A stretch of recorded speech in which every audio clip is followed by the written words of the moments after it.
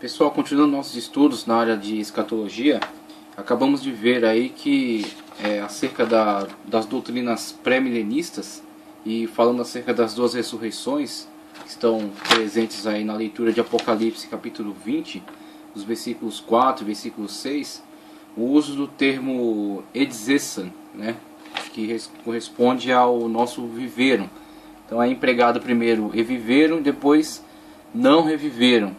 E aí temos a ideia das duas ressurreições, sendo que as escolas amilenista e pós-milenista leem a primeira afirmativa de viveram como alegórica e a segunda como literal, mas tal interpretação não é favorecida pela coerência com o uso desse termo tanto nesse texto quanto em textos próximos em Apocalipse também, usados em Apocalipse, e outros empregos desse termo em outros textos bíblicos, tanto no Evangelho de Mateus como no Evangelho de João e na carta de Paulo aos Romanos, onde é empregado o termo edzisan e ele é empregado de uma forma literal, tal qual em Apocalipse também é empregado de forma literal, sendo visualizada a questão alegórica somente naquele primeiro uso do termo edzisan em Apocalipse 20, verso 4, em vista da justificativa da interpretação alegórica, né, da interpretação amilenista e pós-milenista, que pretendem afirmar que o milênio na verdade é alegórico, e se o milênio é alegórico, eles precisam alegorizar também a leitura desse termo. Então vimos aí que a exegese não favorece essa interpretação. Na verdade, a interpretação das escolas pré-milenistas, nas suas subdivisões, né, tanto pré-milenismo, pré-tribulacionismo, mid e pós-tribulacionistas, ambas leem esse termo, né, leem esse texto de uma forma literal e entendem que o milênio será literal. Na verdade, essa interpretação está de acordo com aquilo que é favorecido pela exegese do texto. Tá certo? Então vimos aí que o termo edzisan, presente em Apocalipse, é uma leitura literal, e a escola pré-milenista favorece essa leitura desse termo de forma literal. E aí, dando continuidade, eu quero abordar também, de forma rápida, um ponto aqui do nosso curso, onde fala acerca do novo céu e nova terra. Tá certo? Novo céu e nova terra. Um dos fatores que faz os pré-milenistas históricos divergirem em opinião é a menção bíblica em 2 de Pedro 3,13 e Apocalipse 2,21, que fala de um novo céu e uma nova terra. Esse fato se dá em razão de alguns serem mais literalistas e outros simbolistas. Então vemos que a discussão agora está dentro da própria escola pré-milenista. Não estamos falando, pelo menos nesse momento, vamos retomar, depois falar um pouco mais acerca dessas outras escolas, mas a discussão agora está interna dentro da escola pré-milenista. Agora é a questão das subdivisões da escola pré-milenista. A escola pré-milenista tem as leituras pré-tribulacionista dispensacionalista, tá certo? A pós-tribulacionista ou pré-milenista histórica, que também tem uma tendência para o aliancismo, e o MID, a escola MID tribulacionista, que na verdade é uma escola, uma terceira opção fornecida depois, uma tentativa de conciliação, certo? Uma tentativa de síntese dessas duas escolas que são antagônicas, mesmo que sejam pré-milenistas, porque leem esse termo de uma forma literal, mas são antagônicas com relação a algumas interpretações sobre como se dará o desenvolvimento até chegar ao milênio.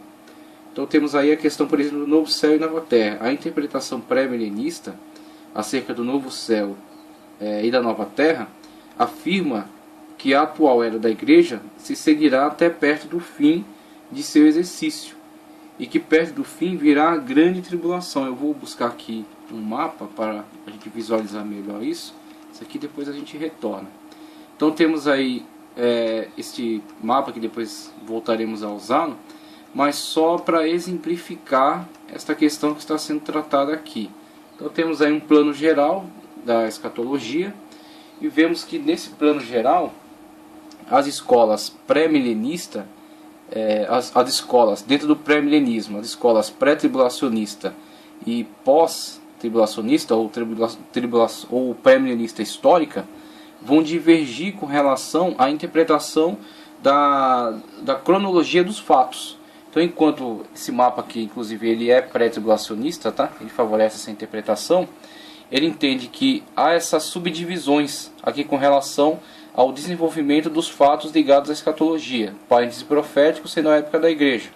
Ele é dispensacionalista, então ele leva em consideração essa interpretação da história em dispensações. E tal a dispensação que estamos vivendo é a dispensação da igreja, também chamado parêntese profético.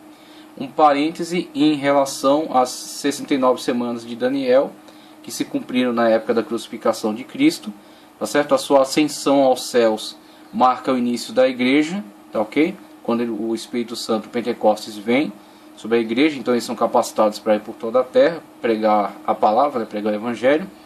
E no decorrer dessa época até quando se der o arrebatamento, estaremos inseridos dentro do chamado parêntese profético, que na verdade é indefinido. Ele só fechará na ocasião do arrebatamento da igreja. Então encerra o período do parêntese profético e dá-se início à última semana. 69 já foram vivenciadas. Agora falta a última semana, a 70ª semana de Daniel, dividida em duas partes, tá certo? 3 anos e meio e 3 anos e meio. Então os 3 anos e meio de falsa paz e 3 anos e meio de grande tribulação. E aí, passada a 70ª semana de Daniel, segue-se então o Armagedon e a parousia, que é a volta de Cristo juntamente com a igreja, para estabelecer o milênio. Logo após a volta de Cristo, dá-se o evento ligado ao Apocalipse 20, verso 4, que é exatamente empregado naquele termo Eidzesan, tá certo? Então o Eidzesan, o viveram, que é a primeira ressurreição abordada em Apocalipse 20, diz respeito àqueles que serão ressuscitados para vivenciar o milênio. Tanto aqueles que foram martirizados aqui, tá certo? Os que foram martirizados durante a perseguição, que não aceitaram o sinal da besta, conforme está lá em Apocalipse, vão reviver para vivenciar o período do milênio. Quanto à igreja, tá certo? A igreja, juntamente Cristo, juntamente com a sua noiva, que é a igreja, e os salvos de todas as épocas, que adentrarão então ao período milenial, vivenciar o milênio com Cristo aqui na Terra. Então essa é uma interpretação pré-tribulacionista.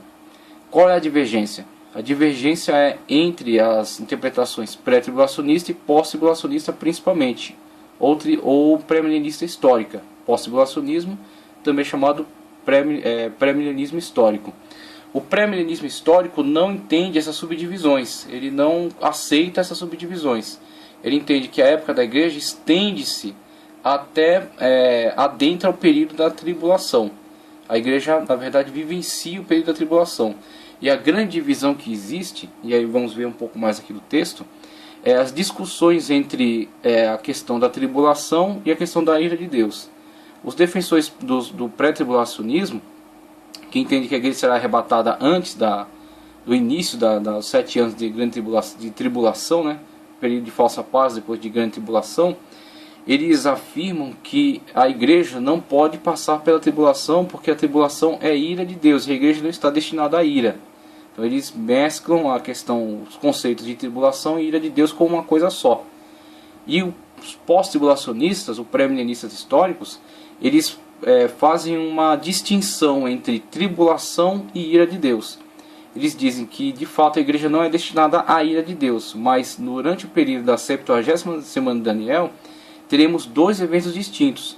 Um é a ira de Deus derramada sobre aqueles que aceitam o sinal da besta, o sinal do anticristo, e outro é a tribulação, evento no qual a igreja sempre esteve envolvida desde a sua fundação. Desde a sua fundação a igreja sempre passou por períodos de tribulação, períodos de perseguição, e em meio a esses períodos de perseguição a igreja triunfa. A igreja, mesmo que seja martirizada, ela recebe a sua coroa de glória e dá testemunho da verdade. Então os pré-milenistas históricos, né, os pós-tribulacionistas, entendem a igreja igualmente aquilo que ela teve vivenciado desde o início da sua história, ela não será livrada da tribulação, mas será livrada na tribulação. Ela adentrará o período da tribulação, vivenciará o período da tribulação, será martirizada nesse período, tá certo? Sofrerá perseguição, será martirizada, continuará a pregação do testemunho da verdade. Quando então, ao final da 70ª semana, o período de tribulação, a igreja martirizada vai adentrar a glória. A igreja martirizada vai adentrar a glória e virá com Cristo na parousia, tá certo? Aqui podemos colocar, logo após a 70ª semana, o Armagedon, tá certo? A guerra em que o anticristo com as nações cercará Israel para a destruição total do povo de Deus. Mas a igreja, aqui é uma interpretação pós-tribulacionista, pré-milenista histórica, tá? A igreja adentra o período de tribulação, esqueça essa questão do arrebatamento aqui, porque o pós-milenista não entende dessa maneira. Ele é uma escola de interpretação que se aproxima mais do amilenismo, porque eles lançam mão da alegoria como uma ferramenta bastante recorrente, bastante usada. Então eles usam bastante alegorias, como os amilenistas, os pós-milenistas também usam. Então eles entendem que o arrebatamento também tem uma característica alegórica, que a questão do arrebatamento não é muito uma doutrina muito clara na escritura.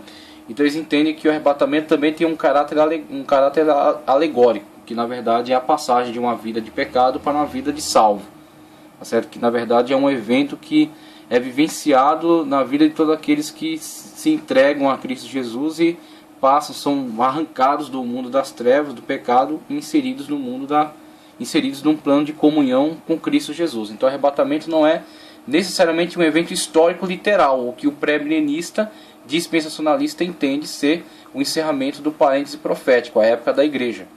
Então o pré-milenista, pré-tribulacionista entende que isso aqui é um evento histórico.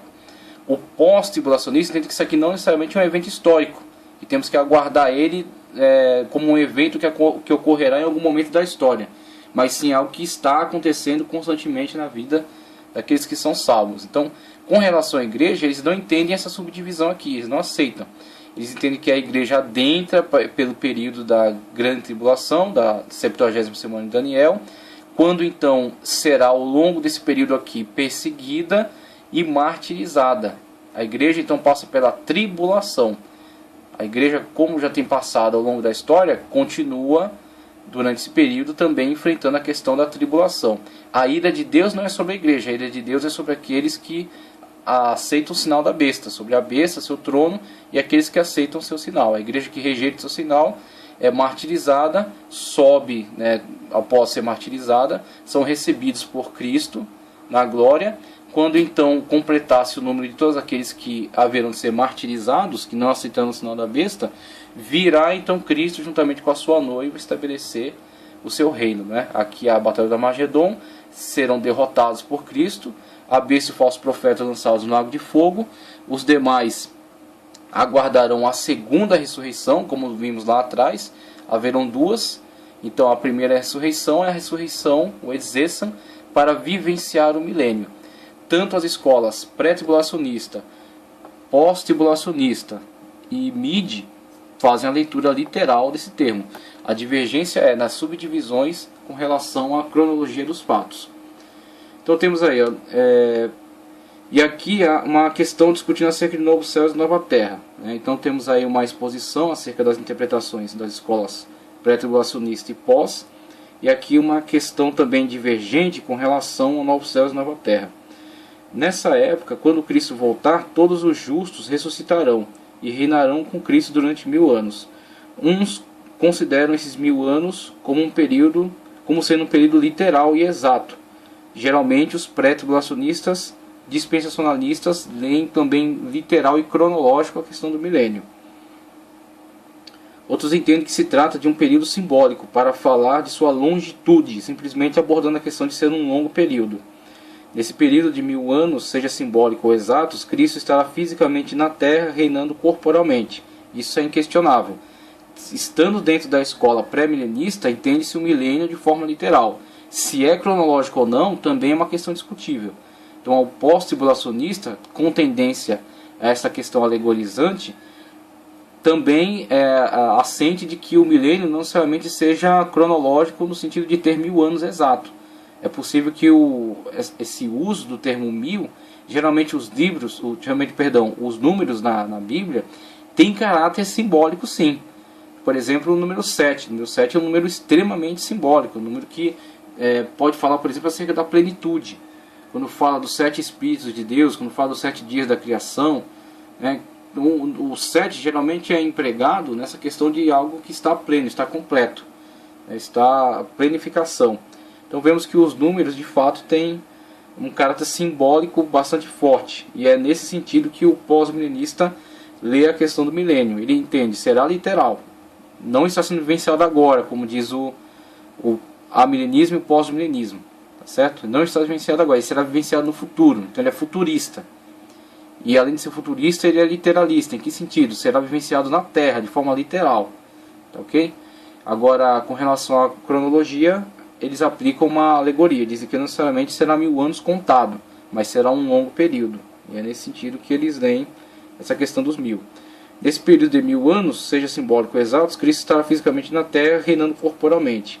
Nessa época, tanto os justos ressuscitados como os justos que ainda viverem em seus corpos físicos receberão um corpo glorificado, o qual nunca mais morrerá. E nesse corpo glorificado todos os justos reinarão com Cristo aqui na terra, num reino de perfeita paz e justiça. Nesse período muitos ímpios se converterão e consequentemente serão salvos da condenação eterna. Alguns pré-milenistas asseveram que nesse tempo tanto o céu como a terra serão renovados e os veremos ocularmente, mas alguns pré-milenistas entendem que o novo céu e a nova terra só virão depois do milênio e do juízo final. Conforme Apocalipse 21 ao 13, no início do milênio, Satanás será capturado e lançado no abismo, a fim de não perturbar mais a humanidade da terra durante 1000 anos. No final dos 1000 anos, Satanás seduzirá todos aqueles que submeterem ao governo de Cristo compulsoriamente, os quais unirão forças com ele, o diabo, para guerrear com Cristo. Nessa última grande guerra, Satanás será definitivamente derrotado, juntamente com todos os que estiverem ao seu lado. Após isso, todos os ímpios que viverem em todos os tempos ressuscitarão para enfrentar o juízo final. Depois disso, os ímpios serão destinados ao sofrimento eterno e os santos entrarão nas eras das eras intermináveis da eternidade para viver o gozo eterno. Qual é a questão aqui? Então, da mesma forma como apresentamos a tendência do pós-milenismo em adotar de uma forma, às vezes até prioritária, a questão alegórica, a leitura alegórica dos fatos, também na questão do milênio existe também na questão do novo céu e nova terra, aliás, existe uma possibilidade de alegorização. Então, eles entendem que, na verdade, os eventos não têm tantas subdivisões assim. Por mais que eles sejam abordados na Bíblia como eventos todos diferenciados, pode ser que algumas designações tratem de um mesmo evento. Então, por exemplo, a leitura pré-tribulacionista, que é tendência dispensacionalista, a gente vai ver logo em seguida essa escola dispensacionalista, quais são os enfoques que essa escola lança sobre o estudo da Escritura. Eles procuram prioritariamente ler de forma literal, tá? Então, todas as profecias, essas revelações, esses fatos elencados pela Bíblia, prioritariamente são lidos de forma literal. A primeira tendência vai ser a leitura literal. Só se a Bíblia mesmo indicar que aquele fato não é literal, que há uma possibilidade de aquele fato ser alegórico, então eles assentem a leitura alegórica. Mas a prioridade é ler de forma literal. Por isso que quando o Apocalipse elenca os fatos, essa sequência de fatos, e não somente Apocalipse, mas outros autores mencionam alguns eventos que estão relacionados à escatologia, eles vão agrupar esses eventos numa ordem cronológica, entendendo que cada um deles se realizará tal qual foi descrito. Então, por isso que existe a construção da ideia do parêntese profético, por causa da leitura de Daniel, tá certo? Da 70ª semana, da 69, cumpridas, e a outra que aguarda ainda a realização com os eventos da 70ª semana sendo ligados ao anticristo. Ao anticristo, a vinda da desolação, da abominação desoladora, conforme Daniel assim o descrevia. E aí, se a gente fizer a analogia com o que Paulo fala acerca do iníquo, e ver, por exemplo, que existe um que o detém, entendemos que o evento da vinda do anticristo está deslocado para um período futuro, no qual aquele que detém o anticristo será removido. E aí vemos tanto a questão de Paulo abordando a questão daquele que detém o iníquo, quanto falando da questão acerca do arrebatamento. Esse termo não é um termo estritamente bíblico, tá? É uma construção que vem auxiliar o entendimento do conceito bíblico. Então Paulo fala, por exemplo, acerca de num momento, e a gente vai ver isso no próximo slide, acerca no momento, e Paulo usa esse termo, né, o momento, no abrir e fechar de olhos, por exemplo, é uma possibilidade de tradução que foi adotada. Nós que estivermos vivos seremos transformados, os que estiveram mortos em Cristo ressuscitarão, eles ressuscitarão, e nós que estivermos vivos seremos transformados para encontrar juntamente com o Senhor nos ares, para juntamente nos encontrarmos com o Senhor nos ares. E aí, nessa abordagem de Paulo, essa descrição de evento, o pré-tribulacionista lê: estamos vivendo hoje o parêntese profético. As 69 semanas de Daniel estão como que congeladas, aguardando o início da 70ª. Entre as 69 semanas e a semana 70 existe um lapso de tempo. Esse lapso de tempo podemos chamar de parêntese profético. Esses eventos descritos por Paulo são entendidos como o arrebatamento da igreja. O arrebatamento da igreja. Após o arrebatamento, a 70ª semana, dividida em 2. Como Cristo falou, que se a grande tribulação, que é a segundo período, não fosse abreviada, ninguém sobreviveria. Após a grande tribulação, a guerra do Armagedon, descrita em Apocalipse, a parousia, também descrita, e a questão das 12 ressurreições. A primeira para vivenciar o milênio, e a segunda ressurreição só após a guerra que encerra o período milenar. Quando Satanás, que esteve preso 1000 anos aqui ele foi preso. A besta, o falso profeta, a besta que sobe da terra e a besta que sobe do mar, foram lançados no lago de fogo. Satanás foi amarrado, está amarrado durante 1000 anos. Pelo menos é o que Apocalipse 20 assim aponta para nós. Ao final dos 1000 anos será solto, quando sairá para enganar aquelas pessoas, não a igreja, que está no corpo glorificado, mas sim aqueles que estarão vivos durante o milênio como pessoas comuns, pessoas vivendo nos seus corpos normais, não foram glorificados ainda. A igreja está no estado de glorificação, ela foi arrebatada e está glorificada juntamente com Cristo Jesus, está reinando, são reis e sacerdotes para Cristo aqui na terra. Agora, juntamente com a igreja, existem as pessoas que estão vivendo a sua vida comum, sua vida normal, no seu corpo normal. E são essas pessoas que poderão ser, dependendo da forma como reagirem, a última tentação que será investida por Satanás, quando for solto no final do período de 1000 anos. Quando então for solto, estará preso, será solto e será para enganar as nações. Aqueles que se deixarem enganar por Satanás constituirão o exército que empreenderá a última grande batalha, a batalha de Gog e Magog, descrita em Apocalipse também, quando Gog e Magog se voltarão contra a cidade que cedia o governo milenar, cedia a época do reino de Cristo na terra por 1000 anos. Então esta última investida é descrita em Apocalipse, na guerra de Gog e Magog. Após a destruição desses exércitos por Cristo, adentrará o evento chamado juízo final. Então, no juízo final, quando então serão ressuscitados todos aqueles que desde Caim, o primeiro homicida, que também foi um fratricida, aqueles que atentaram contra a palavra de Deus de alguma forma, atentaram contra a consciência, mesmo quando a lei não existia, havia a consciência, e o dispensacionalista subdivide as épocas encarando cada aspecto desse, período da inocência, período da consciência, período da lei, e assim vai.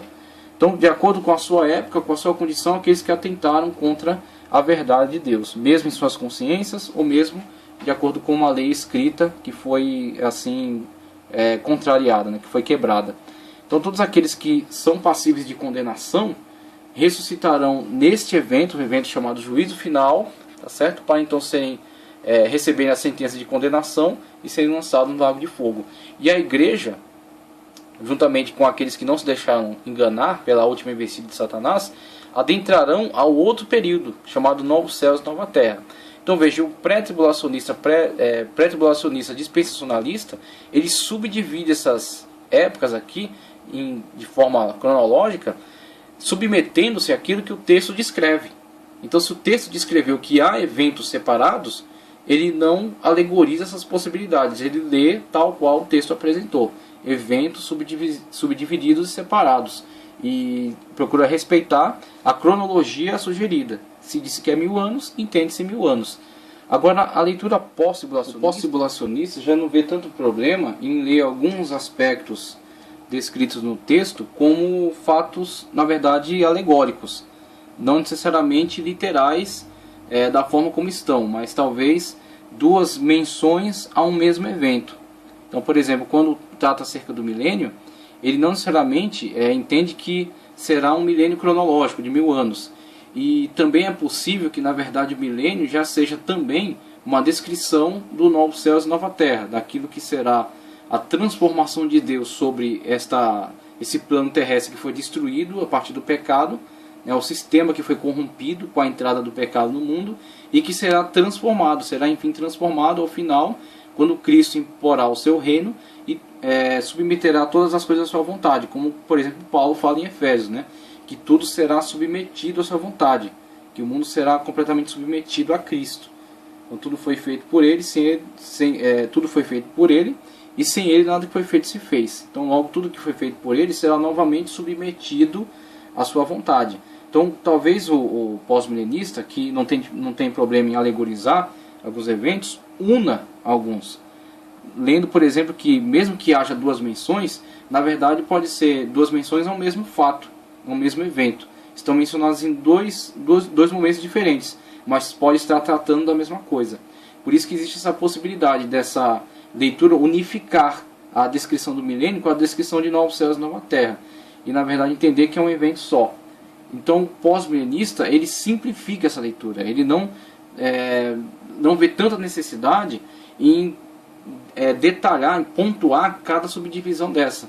Mas ler entendendo que talvez sejam menções diferentes a um só evento. Por isso que surge essa questão aqui do novo céu e nova terra.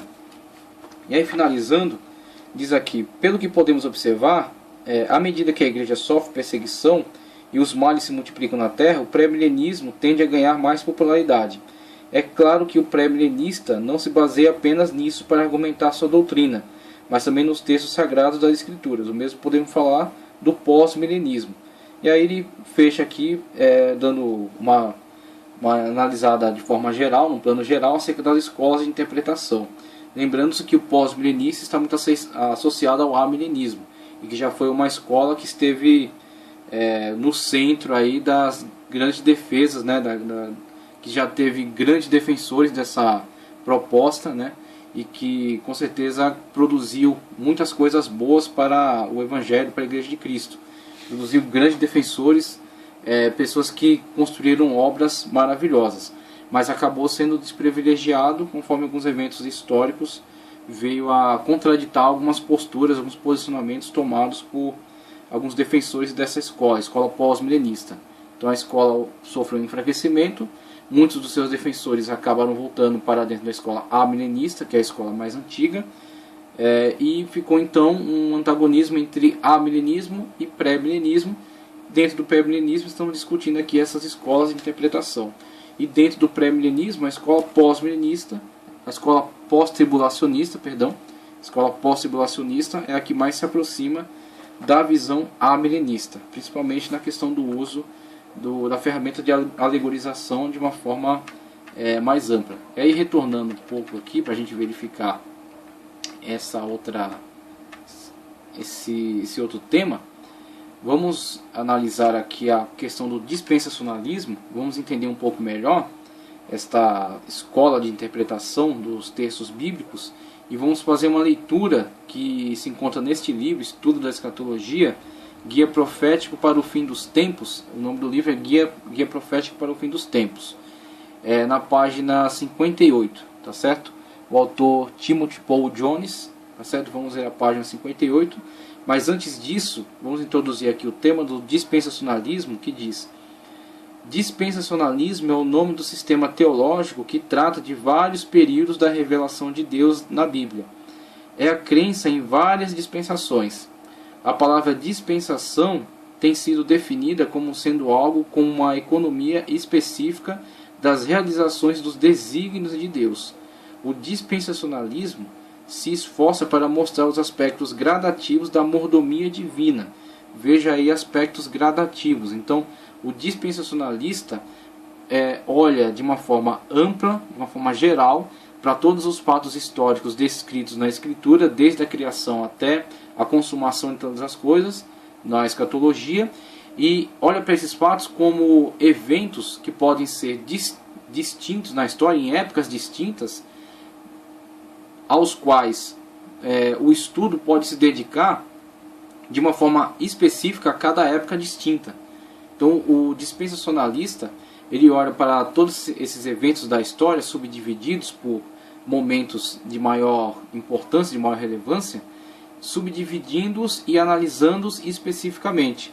Então, para cada evento desse, para cada época dessa que ele subdivide, ele elenca um determinado fato que é o fato preponderante dentro daquela subdivisão, dentro daquela época. Então, na época antes da lei, a época da inocência, por exemplo, então havia ali uma forma da mordomia divina tratar naquela época. Então, a mordomia divina tratava com o homem de uma determinada forma que será diferenciada da outra dispensação. A dispensação da lei, por exemplo, a dispensação dos patriarcas, a dispensação da lei, a dispensação da igreja. Então a mordomia divina para determinada época terá uma característica específica diferenciada da outra dispensação. Então o dispensacionalista, ele olha a história de uma forma ampla, de uma forma bastante generalizada, e para cada época dessa história, dessa subdivisão, ele vê uma forma de desenvolvimento da mordomia divina. Tá certo? A mordomia divina, a forma de Deus tratar, a forma de Deus governar, a forma de Deus se relacionar com os homens, terá uma determinada ênfase, uma determinada forma. É o esforço para conhecer os desígnios de Deus através da história, no tempo e no espaço. É a maneira de detectar o governo divino na história da humanidade. No seu livro Plano Divino através dos Séculos, Lawrence Olson divide as dispensações em 7. Primeiro, inocência. Segundo, consciência. Terceiro, governo humano. A primeira, organização em sociedade. Quarto, patriarcal, ou da família. Quinto, da lei. Sexto, da graça. Sétimo, o milênio. Tá certo? E o sétimo será o milênio, que será o governo divino. Esse sistema tem sido identificado por alguns comentaristas como algo meramente escatológico a serviço do conceito pré-milenista, pré-tribulacionista. Então, a grande crítica, né, que é de fato uma crítica bastante, vamos dizer, tem que ser levada em consideração. Essa questão do artificialismo. A questão do artificialismo, de fato, é um risco dentro do dispensacionalismo. Agora, a questão é que o dispensacionalismo tem sido bastante útil. Ele tem fornecido bastante subsídios de estudo organizado, sistematizado. Então não é a questão de você adotar o dispensacionalismo como se adota uma doutrina fundamental, mas é a questão de se olhar para o dispensacionalismo e ver nele uma boa ferramenta, uma ferramenta de sistematização dos estudos. Tá certo? Então, na continuação, ele diz aqui, mas não é apenas isso. De qualquer forma, não podemos negar que a escola dispensacionalista, na sua maioria, está dentro do escopo do programa pré-milenista, pré-tribulacionista. Isso é inegável. Ele foi criado, né, dentro desse plano, dentro desse escopo, e ele atende a esta visão. Então, esta visão, essa forma de olhar para o texto, né, aquilo que o pré-milenista, pré-tribulacionista espera do texto, a partir dessa sua perspectiva, ele construiu essa abordagem bíblica. Essa abordagem bíblica está muito vinculada a este olhar, esse enfoque sobre o texto bíblico. Não foi criado dentro de um ambiente amilenista, não foi criado dentro de um ambiente pós-milenista. Não foi criado dentro dessas escolas que são de tendência mais aliancista, alegorizante dos textos. Foi criado dentro dessa escola pré-milenista, pré-tribulacionista, tá certo? Que dá ênfase à questão da leitura literal. E dentro dessa escola, com esta visão, com essa abordagem, é que nasceu esta proposta de interpretação dispensacionalista dos textos bíblicos. O dispensacionalismo não é apenas um esquema escatológico, é também um programa teológico integral no qual a escatologia faz parte. Apesar de todos os dispensacionalistas serem também pré-tribulacionistas, nem todos os pré-tribulacionistas são necessariamente dispensacionalistas. Mas por ele atender praticamente a todos os anseios fundamentalistas, e aí o fundamentalismo é uma das possibilidades daqueles que adotam o pré-milenismo pré-tribulacionismo. Por que fundamentalismo? Porque eles entendem que o texto bíblico é inerrante, plenamente revelado e é o seu fundamento. Então, toda análise que ele faz de todos e qualquer fatos parte de um fundamento. Qual? A leitura do texto bíblico. Então, não é todo e qualquer fundamentalismo, como hoje o fundamentalismo abordado na mídia. Fundamentalismo fanático, né? Fundamentalismo violento, que atenta contra outras formas de concepção de vida, contra outras filosofias. Não é qualquer fundamentalismo, é esse tipo de fundamentalismo especificamente com relação ao texto bíblico, a autoridade do texto bíblico, que lê a Bíblia Sagrada como uma autoridade revelada, tá certo? Um livro entregue por Deus ao homem, um livro revelado por Deus ao homem, não uma mera construção humana. Então, o fundamentalista, que também pode ser associado com este intérprete pré-milenista, pré-tribulacionista, que faz a leitura do texto de uma forma literal, que entende que o texto é revelado, que também afirma que o texto é inerrante, construiu essa interpretação, construiu essa abordagem de leitura do texto bíblico. Tá certo? Esse ficou sendo virtualmente a teologia adotada pelos fundamentalistas. Nesse caso, qualquer crítica ao programa dispensacionalista atinge também o pré-tribulacionista, tendo em vista que ambos estão casados doutrinariamente. Então existe uma conexão muito forte, tá certo, entre essas escolas de interpretação. Não necessariamente nasceram todas juntas, mas elas trabalham de tal forma que a sua unificação é inevitável. Tanto o pré-milenista, que olha para o milênio de forma futurista, o milênio é futuro e é literal, tá certo? Tanto o pré-tribulacionista, que diz que a igreja não passava pelo período de tribulação, lê os fatos bíblicos de uma forma prioritariamente literal e entende que os fatos podem ser divididos em ordem cronológica, tá certo? Não mistura eventos, entende que eles são subdivididos em forma cronológica. Então eles são pré-milenistas, pré-tribulacionistas, também são fundamentalistas, porque entendem que a Bíblia é um fundamento pleno, seguro, né? Plenamente revelado, inerrante. E aí dentro desse plano de atuação podemos incluir também o dispensacionalista, que faz a leitura desse conteúdo construído ao longo da história humana, subdividindo-o e analisando a forma da mordomia divina em cada época, em cada dispensação, conforme eles assim o nomeiam. A história do dispensacionalismo. Pelo que nos conta, o programa dispensacionalista não é tão antigo, mas isso não quer dizer que não seja bom pelo fato de não ter tradição. Muito pelo contrário, Deus pode revelar novas verdades com novas formas de conceituar as verdades divinas, tendo em vista que as verdades divinas são progressivas. Não devemos ter a vaidade em pensar que já sabemos de tudo. Deus pode, em cima do que já sabemos, esclarecer melhor seus eternos desígnios. Uma nova forma de entender a palavra de Deus pode ser criada a qualquer momento. Um exemplo disso é a crítica literária e a história da Bíblia criada recentemente. Então, ferramentas de pesquisa bíblica que inquestionavelmente contribuíram para o entendimento de muitos textos, para o entendimento de muitos fatos que eram obscuros na Bíblia, e que são ferramentas criadas recentemente, até por causa da evolução que houve nas ciências humanas, que veio contribuir com o entendimento bíblico também, como a arqueologia, por exemplo. Quanto a arqueologia não tem contribuído para contraditar críticos que diziam que a Bíblia era meramente uma fábula.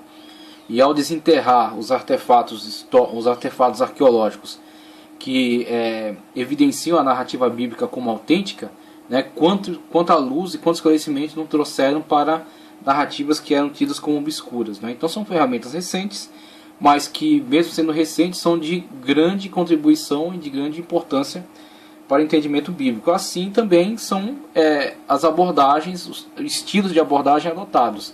Por exemplo, o dispensacionalismo é uma abordagem recente, mas é uma abordagem aos textos bíblicos que tem contribuído muito com o seu entendimento. Geralmente os usuários do sistema dispensacionalista admitem que tal sistema não era desenvolvido até o século XX, mas afirmam que vários expoentes notáveis, como o próprio João Calvino, que embora não fosse dispensacionalista, falou em dispensações. Então, de certa forma, se aproximou dessa leitura, né? Mesmo não sendo especificamente dispensacionalista.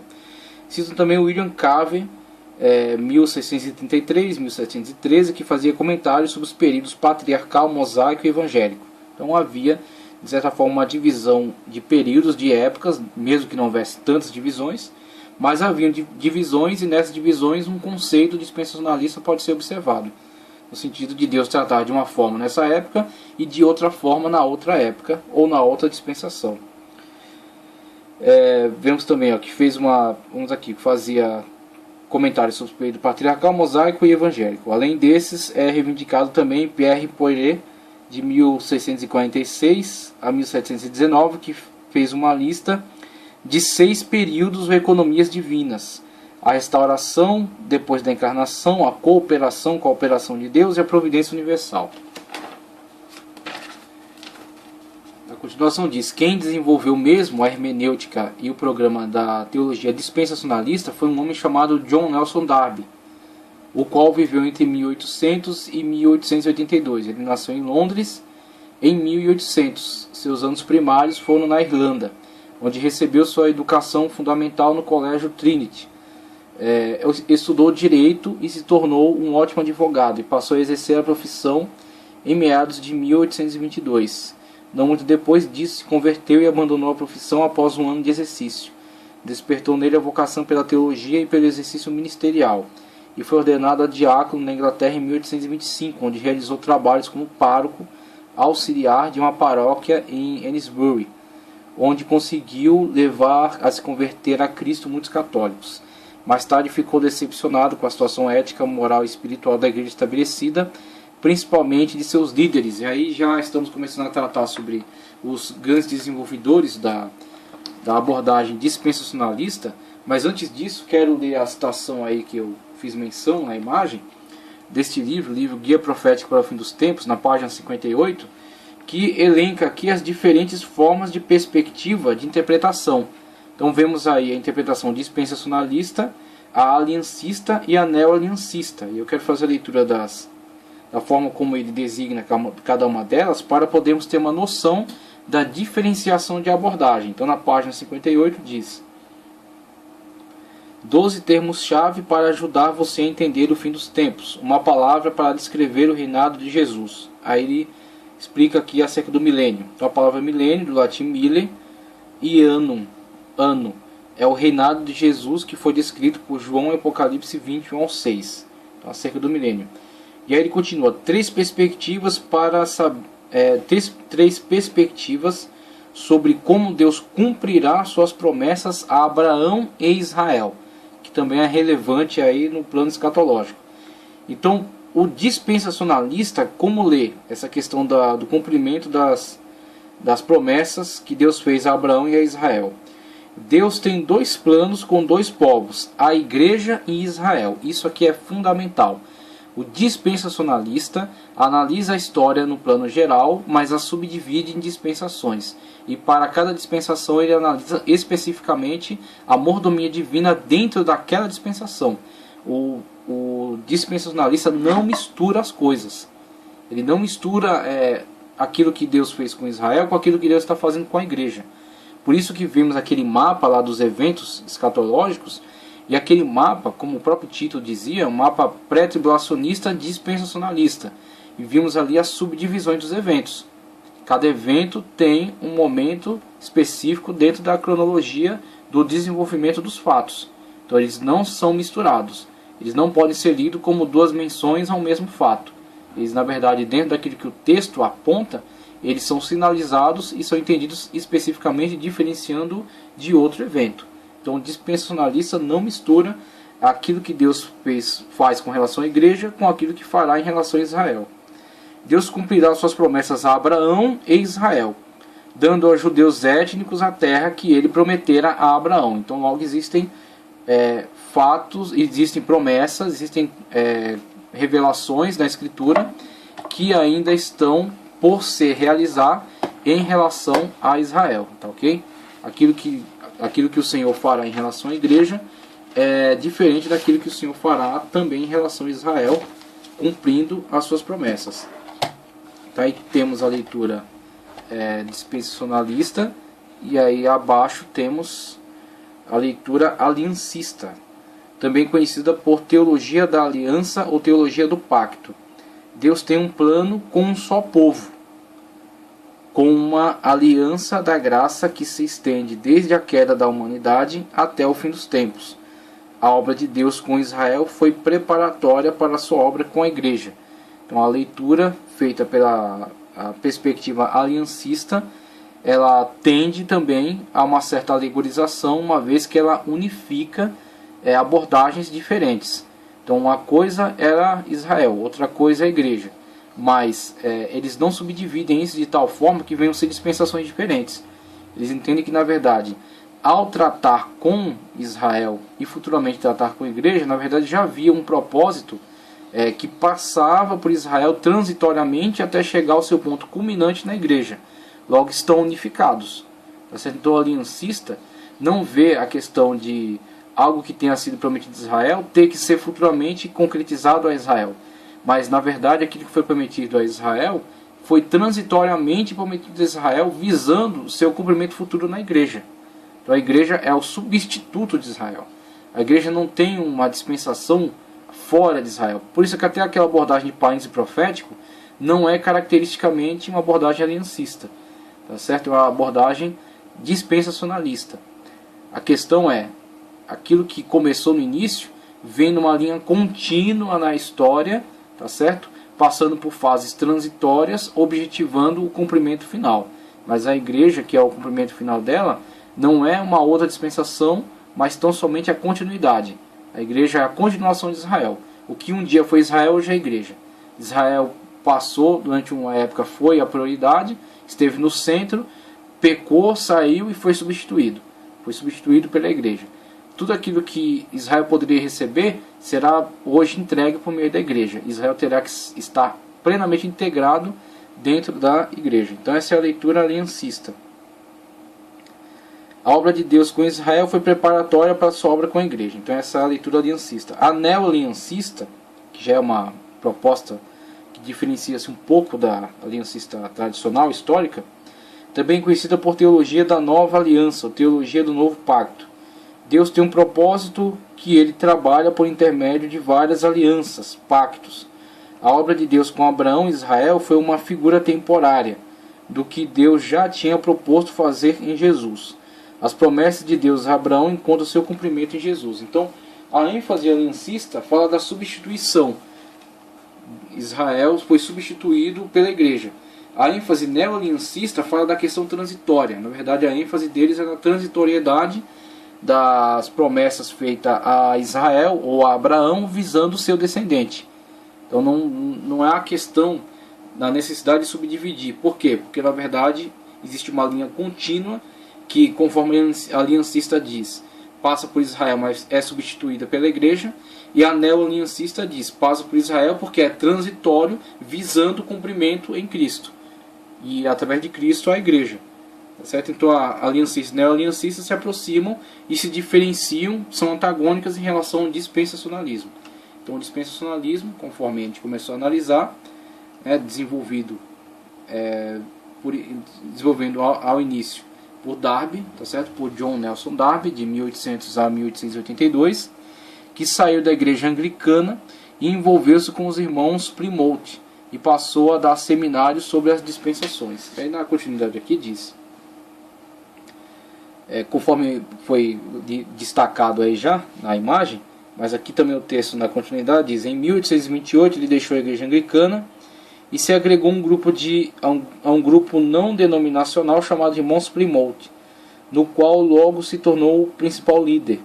Esse grupo nasceu de uma aglomeração de crentes que se reuniam em lares para o estudo da Bíblia e a edificação espiritual. Sob sua capacitada liderança, o grupo cresceu rapidamente.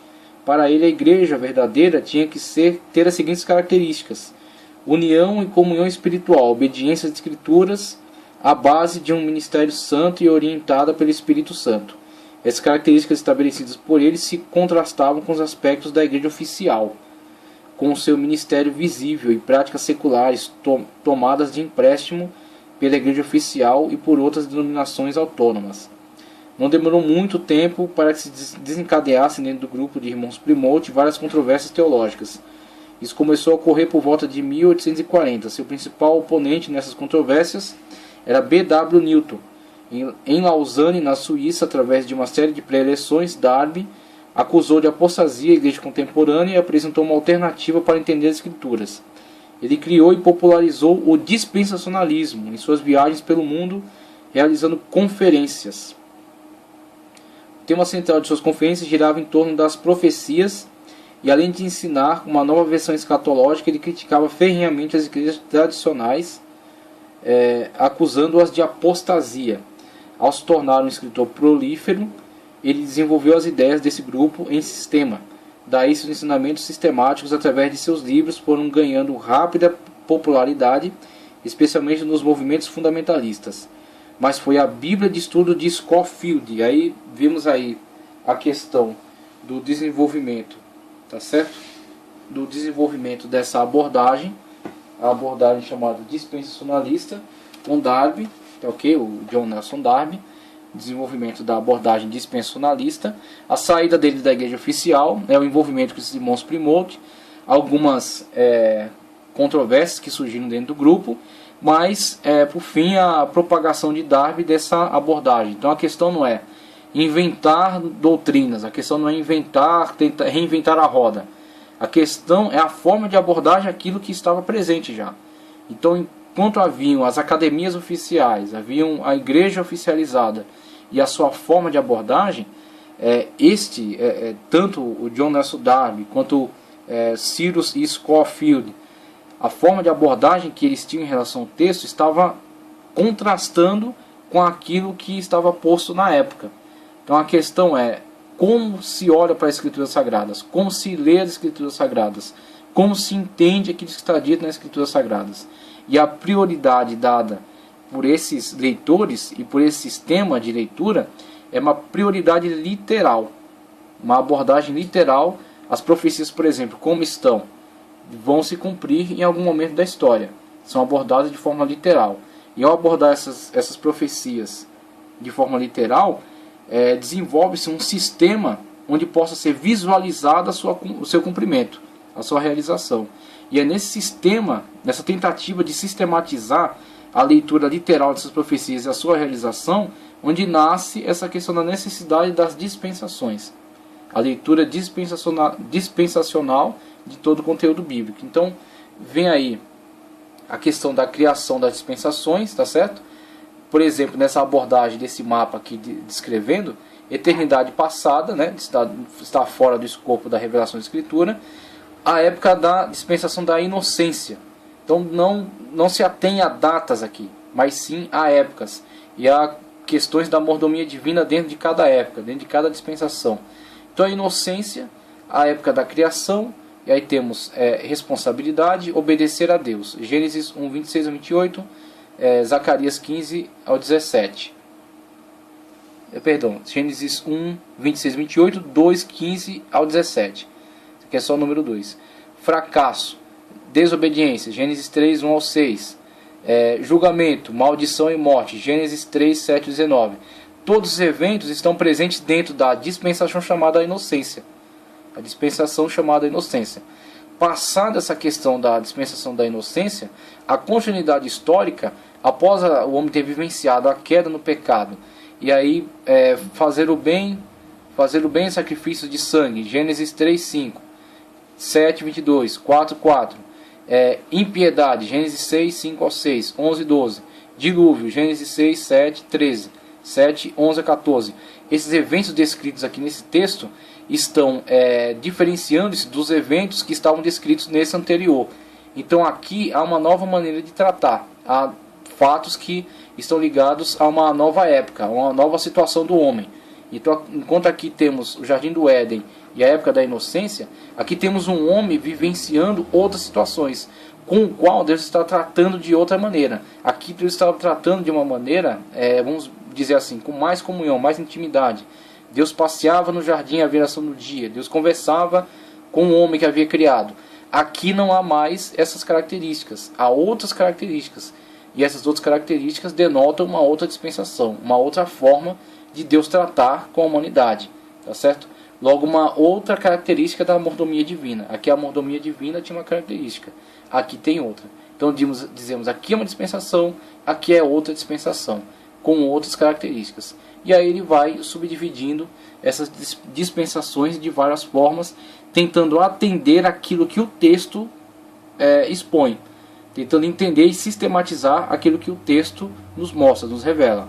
Governo humano, a promessa, né, principalmente a abordagem aí dos patriarcas, a lei, quando no Êxodo, no Monte Sinai, é entregue os mandamentos, né, então constitui aí a dispensação da lei.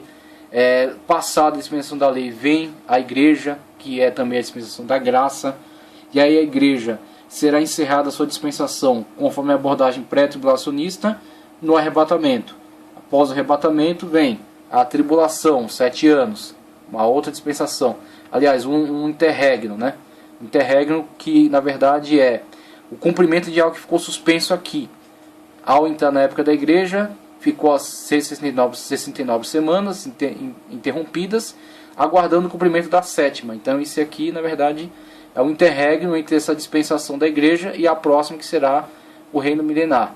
Então veja aqui, claro, tem uma característica que transmite de certa forma uma questão artificial, com certeza é inegável. É inegável que transmite um pouco de uma certa artificialidade. Mas por outro lado, qual é o seu objetivo? Qual é o seu propósito? Se não possibilitar uma sistematização e uma melhor leitura. Então talvez o que há de se mais aproveitar na abordagem dispensacionalista é o seu empenho em sistematizar os fatos, as ocorrências narradas pela Escritura, levar esses fatos bíblicos muito a sério, tá certo? Procurar prioritariamente lê-los de forma literal e colocá-los de tal forma que possam ser compreendidos e encadeados. Veja só a tentativa da leitura e da concatenação. Então esses fatos sendo concatenados possibilitarão um entendimento. Agora, aquilo que foi acusado é uma leitura, um sistema que se presta à escatologia, né, que foi na verdade criado, foi desenvolvido atendendo-se a objetivos escatológicos. Que há esse risco de fato, tem que ser lido com cuidado, tem que ser analisado com bastante cuidado, não pode ser simplesmente mergulhar de cabeça nisso aí e fechar os olhos para qualquer outra crítica. Tem que ser visto com ressalvas, com cuidado, principalmente porque alguém pode, para atender às suas teorias, manipular fatos, eventos, tentar encontrar tipologias em tudo quanto é lugar para poder atender certas perspectivas escatológicas. Isso sempre dá em erro.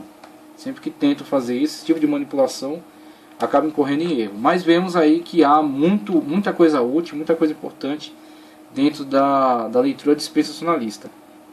Então o Scofield, que está aqui a imagem dele, desenvolveu comentários bíblicos do ponto de vista dispensacionalista pré-milenista e os inseriu diretamente na Bíblia. Então ele foi o pioneiro nessa prática, que tornou-se rapidamente uma ferramenta largamente usada, inclusive nas igrejas fundamentalistas. Então Scofield teve essa sacada de gênio, tá, de mestre, de desenvolver os comentários desse ponto de vista pré-milenista, dispensacionalista, e inseriu seus comentários nas notas de rodapé abaixo do texto bíblico.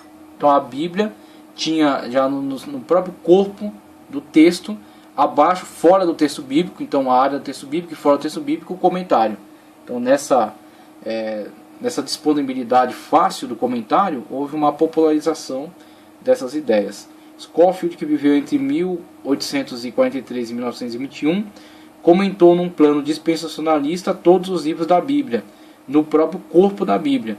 Seus comentários foram aceitos largamente em todos os grupos fundamentalistas. Sendo assim, o esquema dispensacionalista se popularizou numa rapidez tão grande que logo se tornou conhecido internacionalmente. Mas não se deve somente a isso o grande sucesso do dispensacionalismo. Vários seminários, institutos bíblicos e faculdades teológicas espalhados pela Europa e pelos Estados Unidos se interessaram pelo sistema dispensacionalista e passaram a ensinar os futuros pastores o sistema dispensacionalista. Além disso, com a ajuda do rádio e da televisão, os pregadores eletrônicos das igrejas fundamentalistas encheram a Europa e os Estados Unidos.